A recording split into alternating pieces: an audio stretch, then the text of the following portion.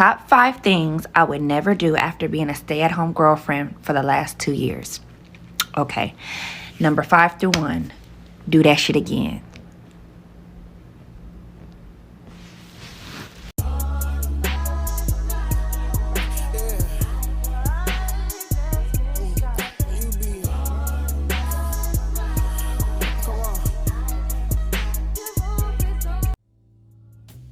Hey, Rych Babes! Welcome back to A Rich Girl's Glow Up. I'm Bella Dyor, and today we're going to be diving into a topic that is all about growth, boundaries, and lessons learned. 5 things I would never do again. This isn't just about the mistakes that we've made, but the powerful decision to draw the line, okay? And say never again, whether it's personal, look at my hair, whether it's personal, professional, spiritual, parenting, or even in those toxic relationships. Knowing your would nevers is essential for your glow up journey. So let's get right into it, okay? Things I would never do after learning the neuroscience behind self-love. Number 1, I will never talk poorly about myself, neither out loud or in my head, even if it's just for a second. How you speak to yourself forms your identity, and your identity creates your external reality, and the brain doesn't know the difference between what's real and what's not, so it doesn't know that you don't mean what you say. Number 2, I will never allow someone into my life who doesn't treat me the way that I deserve or desire simply because I like the person. When you accept this type of behavior from the people around you, you are accepting that how they treat you is truth to your self-worth. Even if right now you are someone that knows your worth and you think that because you know your worth, this won't happen, if you accept that behavior from others over time, this will start to shift your neural pathways from being someone who has high self-worth to someone who has low self-worth. Because you're exposing yourself to consistent behavior that speaks to low self-worth. Number 3, I will never look for validation in the opinions of others, even those closest to me.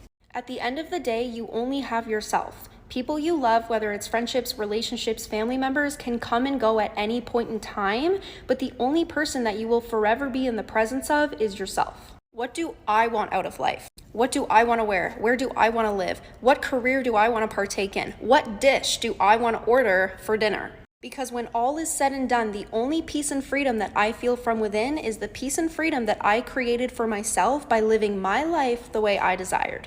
And number 4, I will never place my value on the way that my body looks. Whether you want to believe it or not, beauty is energy, it is not physicality. When someone shows up in the emotional state of confidence and security, which are subconscious beliefs, they radiate more beauty and more attraction than the picture-perfect model sitting next to them who is miserable, insecure, and full of themselves. So, the importance of drawing the line. Before I get into my top 5, let's talk about why it's so important to have those would nevers, okay? Setting boundaries is about self-respect. It's about knowing who you are, what you stand for, and what you refuse to actually tolerate moving forward. So, these nevers aren't just rules, they're standards for life that you deserve. Okay? Here are some things that I'll never do again now that I'm 27 and wiser. I will never again befriend someone that I feel sorry for. Those have been the friendships that I've come to regret the most. I will never again make excuses for people's bad behavior. When you show me who you are, I will believe you the very first time. I will never again live my life for other people, including my family members, instead of living my life for myself. I'll never put anyone on a pedestal ever again. I'll never try to win anyone's approval again. If I'm not your cup of tea, I'm just not your cup of tea. I'm never again delaying my plans because other people can't get their stuff together. I'm moving forward with or without you. I'll never force any friendship or relationship to work. If it's not organic, I have zero interest. I will never allow people to put me into a box. I am multifaceted. Period. I will never try to fit in ever again. I'm not going to be anybody but myself, and I am not changing for anyone. I will never again shrink myself in order to make other people feel comfortable around me. I will never stop trusting my gut because it has never failed me about anyone or any situation. I'll never look at someone else's life and wish it was my life because I just don't know what battles they're fighting. I'll never again let the norm or culture determine my standards for myself. I will never again accept less than what I know I deserve because I know that once I accept less, I will continue to receive less. I will never pretend to like you if I don't like you. It's just not in me to pretend. I will never again filter my opinion to cater to your views because my opinion is my opinion. All right, girlies, these are my 5 would nevers again. Okay, so number 1, trust someone more than I trust myself. I will never do that again. Okay, let me tell you the one hard lesson. There was times when I ignored my gut instinct because someone else's opinion actually seemed more valid. No, never again.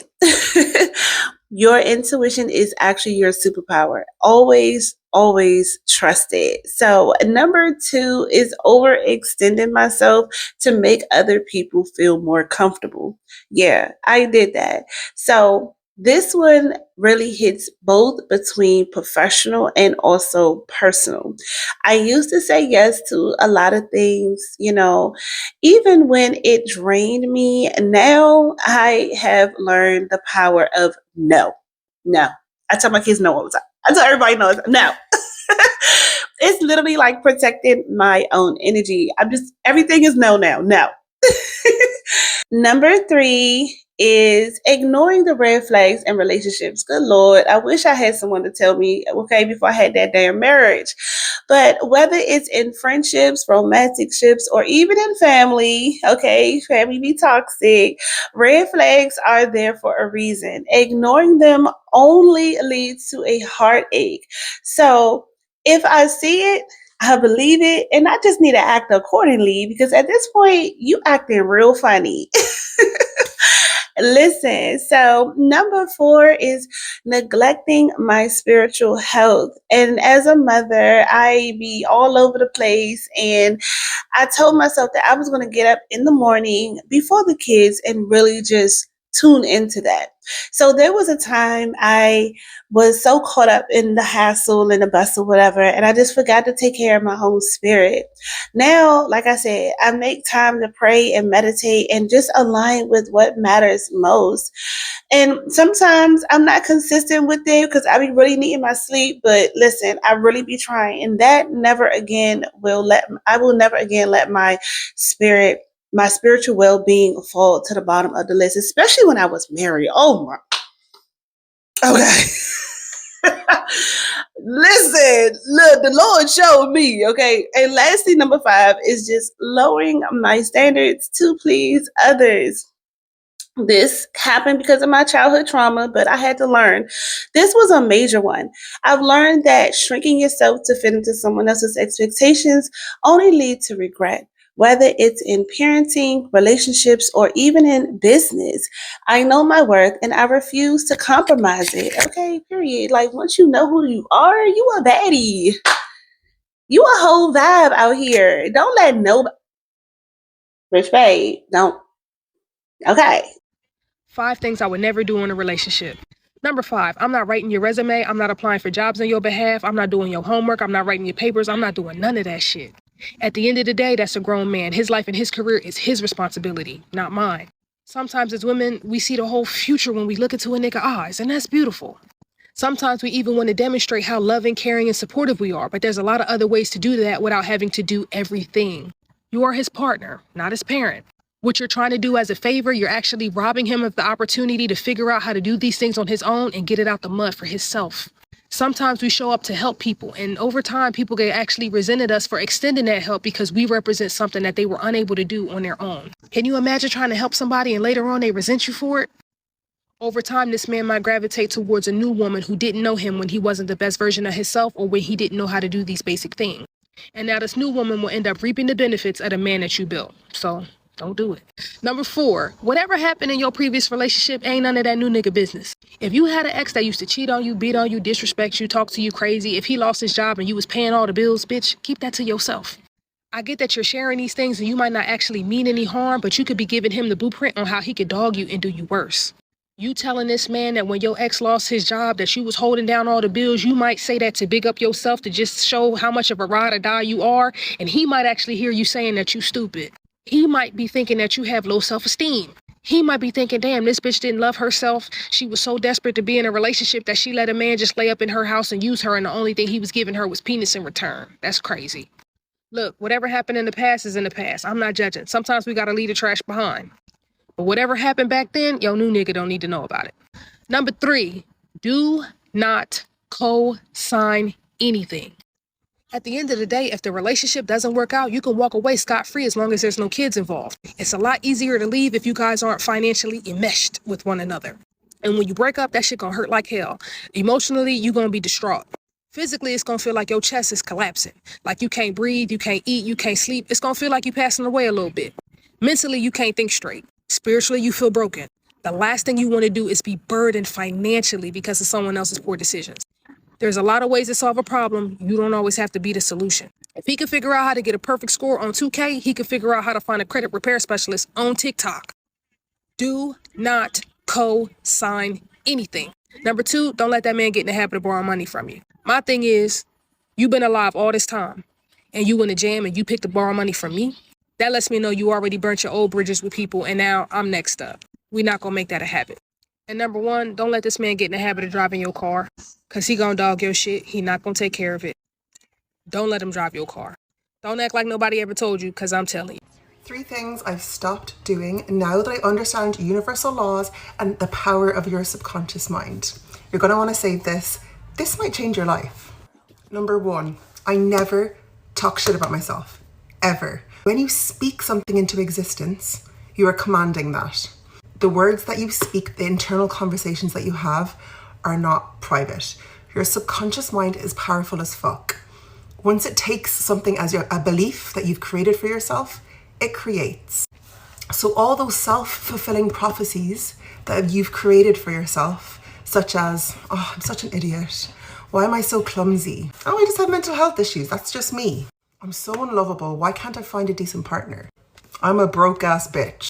All of these terms that you regurgitate 24/7 on autopilot to your friends, you speak about it, you talk about it to yourself. This is why your life is the way it is. And your outer world will constantly continue to reflect what you believe to be true about yourself. So all those really shitty terms that you keep talking about yourself, you're screwing yourself over. You're creating this. You are speaking it into existence. Therefore, it is. So within, so without. Stop it. Number 2, I no longer complain about money. Ever. You will not hear me moaning about the cost of living. You will not hear me moaning about the expensive things. You will not hear me saying things like it's too expensive. I can't afford it. I can't do this. I can't do that. Because I can do everything. And so can you. We all can. We just constantly limit ourselves all the time with these shitty terms. We create these beliefs for ourselves 24/7. And we continue to manifest it like on a freaking hamster wheel. And then our life is a constant rat race of shit, more problems, more money issues, more struggle, because that's what we believe for ourselves. Therefore it is. You need to become a delusional person. You need to tap into your delulu. You need to start believing that you're successful, you're wealthy, you're rich. Money is the easiest thing to come by. Money is attracted into your life like water. You need to believe that these things are so attainable for you, that they're so normal, they're so embedded into your belief system that you will start literally drawing it in. This is exactly what's happened to me, and my life has done a 180. I've attracted a 15K pay increase in a new job that I wasn't even looking for. I've attracted brand deals that I didn't even want. I'm getting paid to make videos. Countless sales in my business, this business, 30K. Random cash rebates. I get free shit everywhere I go. My engagement, free holiday home that I got to go to next year as much as I want. Like, once you tap into this information, your life will change, I promise. Number 3, I will never stop loving myself. I am obsessed with myself now, and I don't give a shit if that comes across conceited or up myself. I'm fucking up myself, and I fucking love it, because it took me a very long time to get to this place, and I know everything is a mirror of me. So if I love myself, I respect myself, and I think I'm worthy of everything, guess what my reality will show? Everything that I believe to be true for myself. So you need to fucking love yourself too, because if you don't love yourself, how do you expect to have an amazing life? It makes you feel shit. your life will just continue to reflect that. You will continue to attract shitty people. People won't respect you. People won't show the love and care for you that you deserve. You need to change your perception on you, who you are, your beliefs, and your perception of the world, and everything will start mirroring it. If you need help, you know where to go. I'll go at the top of my page. I have my 4-step guide. I have a new workshop coming out in the new year. It's going to be called Think Yourself Rich. It's going to cover how to reprogram your subconscious mind to draw in abundance, to draw a better financial situation for yourself. It's what I've used. It's the blueprint that I've used, and it's going to help you too. So look out for that. But at the moment, I do have my Alignment with Coco workshop, so have a look. Now I got 5 things that I would never do now that I've been in this industry for people who aren't in this industry. Number 5, visit a regular gentleman's club. Nope, I'm not gonna do it. But I would visit an urban club. We all know those are fun and have great food. But the gentleman's club, nope. They gonna focus on intercourse. I wouldn't go there. This goes without saying, but share my subscription password with my homies. I would not do that because why? I'm paying for a good time so you can have one for free. Do I look like your mother? Do I look like your guardian? No. Buy your own intercourse content. Number 3, this one's controversial, but I don't care. I wouldn't go to a pole class. I know there's a bunch of pole people following me, and I love you. I really do. However, if you're going to be in the industry, you don't need to know anything about a pole. You just need to know how to smile, nod, and make somebody laugh. That's it. It's all about finesse. You don't need to waste your money. I would never take a pole class. That's ridiculous. I mean, unless you just really want to get fit or something. But even so, just go to the gym. Just go to the gym. I know you want to feel sexy. So whatever your excuse is, just go to the club. If you want to swing around the pole, just go amateur night. Number 2, if you're visiting a gentleman's club, do not come empty-handed and do not touch none of those girls without tipping first. That just goes without saying. That's etiquette. But the last one, number 1, very important. One thing I would not do now that I've worked in this industry is bash the people who work in this industry. You never know who these people are in real life, how you can cross paths, what kind of hardship you might be in, and what kind of life they live. So don't assume that everybody has daddy issues. Don't assume that everyone's living the worst life ever. You know, some of these people played respectability politics for a very long time, and they're making more money living a more liberated life doing what they're doing now. So you don't want to judge. You definitely, if anything, want to be friends so that you can open up your horizons and you have an expert to show you the ropes. Y'all, so it's a trend going around. Let me close the door. It's a trend going around where people are telling them the 5 things they would never do in their profession. I'm in senior management in corporate America where I sit on boards, chair, that kind of stuff. And so that's beside the point. Here are the 5 things I would never do being Black in corporate America. I will never disclose all of my personal details. What'd you do this last weekend? The same thing I've been doing the last 8 weekends. Don't ask me. I chilled, I read, and I minded my business. What's up? Why you want to know? Okay. The second thing, I will never make a mistake and not own it. You own it and correct it immediately because your one mistake is equivalent to 6 of their mistakes. Do you understand what I just told you? Don't you ever make a mistake and not correct it. It's stressful and exhausting. Trust me, I know, but that's just the reality, okay? Number 3, I will never play the victim. I will always stand 10 toes down on what I said. And maybe that's just because I'm in senior management. That's just how I move. But I said what I said. I said what I said. I saw what I saw. I heard what I heard. I did what I did. Okay? Number 4, I will never not keep a paper trail. Are you kidding me? Do you know these people are conspiring against you? Like, what? You don't have a paper trail? You didn't screenshot that? Oh, it kills me. You will always cover your motherfucking ass. What? Like, anyway, that just behooves me. Number 5, I will never speak more than I listen. I will never speak more than I listen. I will always catch it. I will always be observing. I will always have my ear to the ground. You will not hear me just yapping off at the mouth. I am always, I'm on mute. And I'm like, what the fuck? Huh? What? What? I just be in a. What did they just say? They just say the creepiest, most uncomfortable shit. We know who they. 5 things I would never do as a Black woman in corporate. I'm a hiring manager, I'm a corporate leader, and these are the things I would never do in my career. Number 1, I would never stay in a job longer than 5 years. The longer we stay, the more money we're losing. Number 2, I would never let my manager write my performance review without me first writing a skill and competency-based self-evaluation. Number 3, I never expect my hard work should speak for itself. Black women need career support, career advocacy, and career strategy, or we will continue to be underpaid and overworked.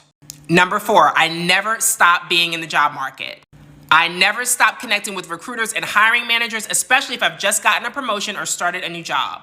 So when it's time to transition, I have a strong network to pull from, and I'm not limited to just the jobs on job boards. Number 5, I never communicate without following up that communication in writing. I always keep a paper trail on everything. Here are some things that I will not be doing as a married woman. Let's jump in. If you are not my parents or my siblings, you will not be staying in my house. Book a hotel. Getting on the internet to talk about me and my husband's business, you won't catch me doing it. Detailing any aspect of my relationship with my husband to my friends, especially my sex life, nah, it ain't happening. Posting sexy pictures on the internet, I will definitely not be taking unsolicited advice from people, whether they're married or single. I will never chastise my husband in public. If he has done something, I will wait until we get home and we will talk about the situation. Overall, I will never have a worldly approach to a God-ordained marriage. Here are the 5 things that I would not do now that I've worked as a women's health nurse practitioner, GYN edition. Number 1, use any of those feminine washes. I don't care if it's Honey Pot, Summer's Eve, Vagisil. I don't care what promises they made you, how organic something is supposed to be. They're giving you BV. It doesn't matter what promises they made about a pH balance. Number 2, use any of the 1-day monostat yeast infection treatment. Number 3 is not get yearly STD screening. I don't care if you're married, single, divorced. I don't care what you're out here doing. Insurance is going to pay for that STD screening. Go ahead and get it done. Number 4 on the list of things I would not do is skip pap smears. Most cases of cervical cancer are found on people who have not gotten the recommended pap smear screenings. Pap smears are only due every 3 to 5 years or so based off your previous results. Number 5 may cause a little bit of controversy, but I would not go to my teenage or preteens GYN appointments with them. By all means, drive them to the doctor. Sit in the lobby and support them. Even step in and ask a few questions to the doctor if need be, but give them their privacy. I don't know how many times I have seen teenage patients afraid to ask questions, afraid to say what's really going on and to discuss the issues that they're having in their own body at the GYN because their parents are there. Here are 3 things I would never do after working in HR for almost 10 years. Number 1, do not be too personal. Sharing too much does not do you any good at any point in your career. Especially when you know that you're trying to move up, you're trying to establish yourself as a reputable person within a company. Do not overshare. It will only come back to haunt you. Number 2, you will never catch me being humble ever again. I used to think being humble was going to get me far. People would appreciate me and say, oh, she's nice. And no, so many successful women I work with are far from humble and will literally make sure that they enter a room and their presence is felt. Never catch me being humble again. And number 3, you will not catch me at company functions like happy hours, holiday parties for longer than an hour and a half. The truth is, people start drinking, stuff starts happening, and I do not want to be associated. I think I need to do a part 2 because I have so many of these. Here are 5 things I would never eat as a holistic nutritionist. Number 1, dairy products in any form. It's highly inflammatory, and over 37% of breast cancer cases in this country are linked to bovine leukemia. That is the leukemia virus found in cows. Number 2, artificial food colorings. Most of these are banned in other countries and are linked to things like attention deficit disorders and other neurological issues. Number 3, high fructose corn syrup. This compromises your intestinal lining and is linked to many digestive disorders. Number 4, hydrogenated oil or trans fat. This raises your bad cholesterol, the LDL, and lowers the good cholesterol, the HDL. And number 5, aspartame, another neurotoxin that's linked to diabetes, heart disease, fatty liver, and many hormonal cancers. Things I would never do in the talking stage, ever again. Number 1 is putting off plans or waiting for them to make plans with you, just to hang out with them. Like, no, it is first come, first serve in my life, okay? We have other people to see, we have other things to do. I am not waiting on you anymore. I am not sitting with a full face of makeup waiting for you to text me and make plans with me or ask me what I'm doing. That's just not happening ever again. Number 2 is falling asleep on FaceTime or on the phone with them. Like, no. That is wifey shit. That is girlfriend shit. That is not something that you do for an F-boy or a random guy in the talking stage. Like, that is something that people should be honored to have watching me sleeping. Like that. Number 3, I will never double text. And I mean never send a double text. If they aren't answering the first one, bye. I'm sorry, but you lost the opportunity. And even if you double text me, I'm letting you wait 3 hours if you made me feel the need to even come double text you. No, you are not keeping me waiting. I am so sorry. But if you do not want that, or you do not want a text from me and you're not appreciating a text from me, then bye. Number 4, doing too much. Now, I am done with doing wifey shit for someone that is not my husband, okay? I am not gonna make dinner for you. I am not gonna clean up your house. I am not gonna do your dirty laundry. I'm not gonna fold your laundry that's clean and out of the washer because you just don't seem to fold it yourself. I will not be doing any of that. I will not be ordering your Uber Eats. I will not be taking care of you when you're sick. I will not be doing anything, quite frankly. I will be doing the bare minimum until you upgrade me. Okay? And last but not least, if I am with a man for more than 3 months in the talking stage, slap me. I will never go 3 months in the talking stage without getting upgraded. Okay? I will never, you will not catch me dead. And if you do, call me out. Call me a hypocrite. Tell me I am stupid. These are a few of the things that I don't do since being married. Also want to say I didn't grow up seeing a marriage at all. Okay, first thing, I don't take out the trash at all. I don't take the trash out of like the trash container, and then I also don't take the trash outside to the dumpster neither. I don't clean or wash my car unless I want to, like for fun. I've never once pumped my own gas when I'm with him. Now, if I'm not with him, obviously I will. But even when we were dating, if I was close enough to him, he would drive to me and pump my gas for me. Any type of like outdoors work, mowing the grass, any of that, unless again, it's like something I want to do like gardening or something like that. Breaking down boxes or like taking care of the boxes, I don't do any of that, even though I get like a ton of packages. Going to the dump to get rid of things, I actually didn't even know what our dump looked like until like a few days ago. He also is so much better than me when it comes to making appointments. On top of that, he is the most hands-on dad, and he also does a ton around the house too. We got married when I was 21 and he was 22. Now I'm just about to turn 25 and he just turned 26. So shout out to my mom in love. Here go 2 things I will not be doing as a girl mom. My baby will never be sitting in nobody's chair at the age of 1, 2, 3, 4, maybe even 5 because I need her hair braided because her hair won't grow. My baby will have those little braids I had in my hair when my grandma used to put my hair in ponytails and twist it up. Yeah, she will look like a fucking kid. My baby will also not be walking around here looking like a fucking Instagram influencer. She will look like a little ass, pretty ass little girl that she is. She would not be nobody Instagram model. All right, ladies, I'm going to give you 5 things I would never tolerate as a certified relationship coach. Let's go. Number 1, a man inviting me over to his house as a first date or suggesting to come to my house as a first date.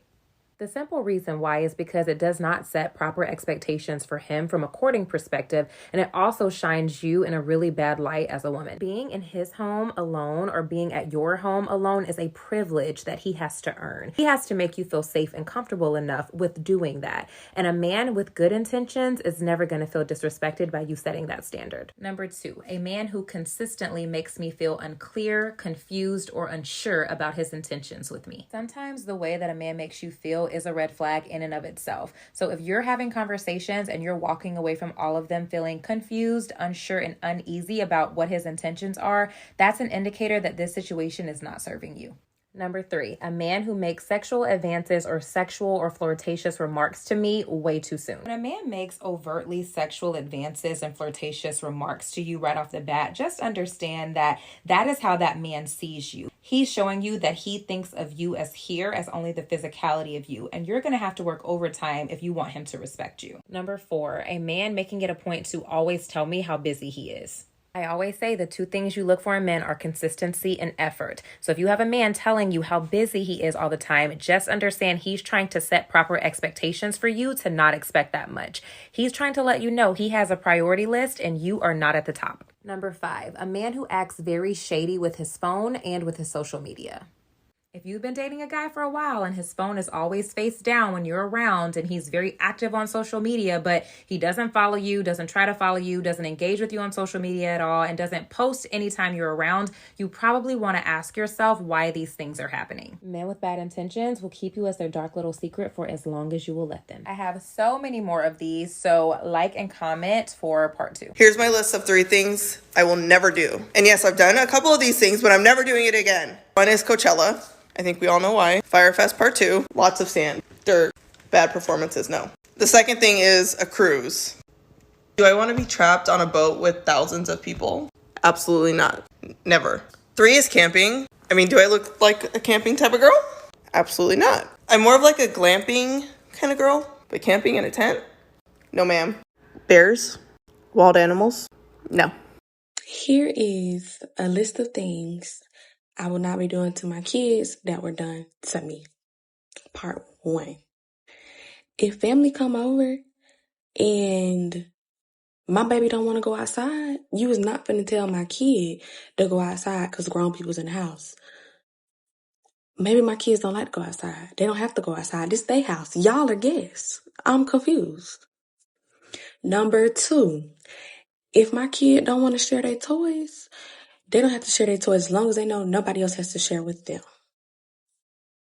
Number 3, if my kid tells me something in private, I will not be going to go get on the phone and gossip or get in front of other family members and tell their business and try to embarrass them.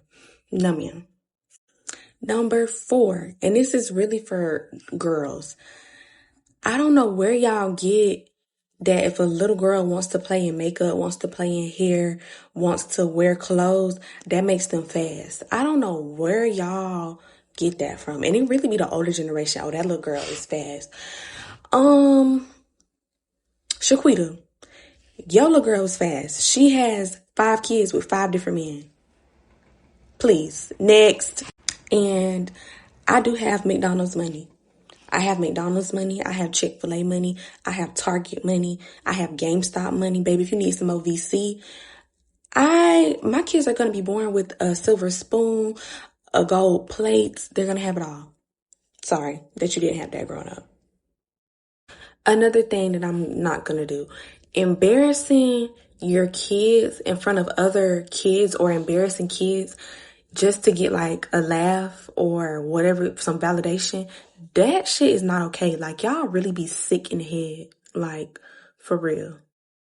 Another thing that kind of ties in with that, listening to your kid. I'm going to listen to my kid. If my kid tells me I did something that bothered them and they need to talk about it, baby, let's sit down and have coffee and talk about it. I don't know why why older generations think that y'all can just traumatize y'all kids and move on like nothing happened. And then when the kids bring it up, oh, that never happened. I don't know what you're talking about. Y'all don't want to take no damn accountability. What be wrong with y'all? Like, honestly, I really want to know.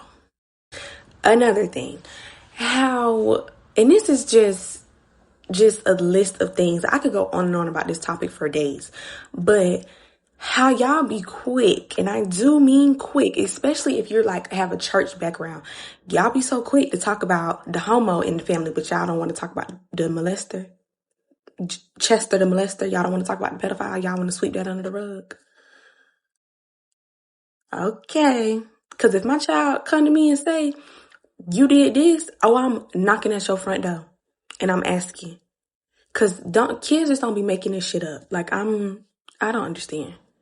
Another thing, if my babies say they is burnt out and they need to stay home from school for a day, we can do that. Because these kids ain't going through shit that we went through. It's a totally different ball game. And my thing is, parents be good to say, you don't work no job. You don't pay no bills. What you got? It is kids out here killing themselves at 9 years old. That will not be my child. Baby, if you need to be put in therapy, if you need to talk to somebody other than me, if we need to get you some extracurricular activities to boost your endorphins or whatever the case may be, we're going to do that. I'm going to do that for my child. Yes, I am. Another thing, when parents or whoever, y'all be using religion as a scapegoat to like act the way y'all act and think that's okay. That's a whole nother conversation. I can go into detail about that. That's a whole nother conversation. Y'all be trying to use God as a scapegoat for y'all acts, for y'all behavior. Okay. Not only that, stop waking up y'all fucking kids with an attitude, or y'all be yelling at them and then y'all be wondering why they have an attitude. Bitch, I am in fight or flight right now. You came in this bitch yelling, going off on me, and when I wake up in the morning and I have an attitude, you mad at me because I have an attitude? When you woke me up with an attitude, you set the tone for the day before I even walked out the door. I don't have no peace at home. Why do you think they're going to go out and have a good day? And y'all wonder why these kids be having behavioral issues. They get the shit from you. You hot and cold. And now you mad at your child because they hot and cold? Okay. Another thing I will not be doing. How y'all be out here fucking up these kids' credit? I'm so grateful my mama never did this to me. But how y'all be going out here and writing all this shit in y'all kids' names and fucking up their credit, and then when they turn 20 or 19 or whatever the case may be, and they want to go get an apartment and they can't do that because y'all done fucked up their credit, and then get mad when they ask y'all what happened. Y'all, I was trying to just do the best that I could. Well, bitch, do it with your credit. And if you couldn't do it with yours, bitch, don't go fucking up mine. Okay. Another thing, I will not be putting these gender stigmas on my kids. And when I say that, I mean, because he's a boy, he can go and do this. And because you're a girl, you can't do this. I'm not doing that. I'm not. I had that done to me as a child and I hated it. My brother showed his ass and was out playing basketball in AAU with LeBron James' son. And bitch, I'm at home making straight A's, washing dishes like I'm Cinderella. I would not be doing that. Next, another thing, the same way y'all be talking about, oh, they not finna be grown, they not da-da-da. I'm talking to my kids about sex. It's not finna be this foreign thing that's just crazy. Talk to your kids about sex. Let them tell you what's going on. Go put them on some birth control. Go get your son some condoms, and talk to them about being responsible. Because when you do that, you make sneaky kids. And when your daughter come home at 16 with a baby and you wondering why, you ain't talked to her.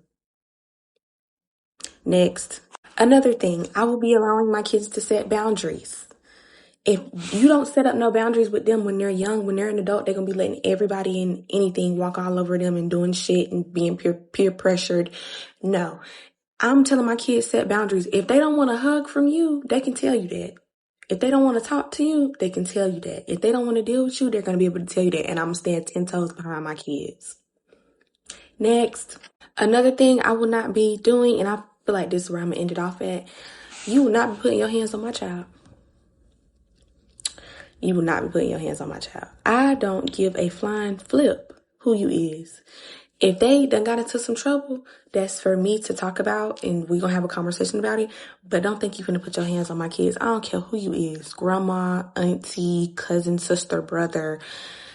whoever you are, you're not putting your hands on my child. Thank you.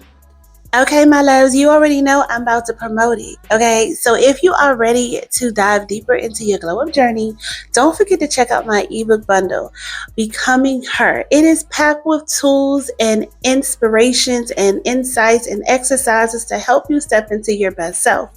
Heading over to richmilanco.com and grab your copy today and take the next step to transforming your mindset. The links is in the description box below, and it's also in my YouTube store as well, just for convenience. It's tagged in this video, so there you go, my loves.